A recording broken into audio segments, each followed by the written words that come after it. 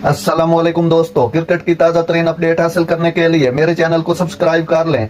England के खिलाफ दूसरे टी20 में बाबर आजम ने एक और रिकॉर्ड तोड़ दिया। नाजरीन, बाबर आजम बड़े रिकॉर्डों की तरफ बढ़ते हुए दिन ब दिन बाबर आजम ने रोहित शर्मा का टॉप स्कोरर का टी20 में रिकॉर्ड तोड़ दिया है। रोहित शर्मा के रिकॉर्ड को तोड़ने के लिए बाबर आजम ने 32 रन स्कोर किए इंग्लैंड के खिलाफ।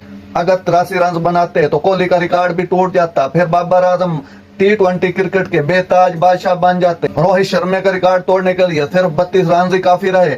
इस तरह जो पहले टॉप पर कोहली हैं तो दूसरे नंबर पर रोहित शर्मा थे। रोहित शर्मा का रिकॉर्ड तोड़ते हुए किंग बाबर दूसरे नंबर पर आ चुके हैं, जो कि टी20 के पूरी दुनिया में टॉप स्कोरर बनने के करीब पहुंच चुके हैं बाबर आजम। कोहली का रिकॉर्ड तोड़ने के लिए सिर्फ बाबर आजम को 51 रन दरकार हैं। उम्मीद है ये इंग्लैंड की सीरीज में रन पूरे करते हुए किंग बाबर टॉप स्कोरर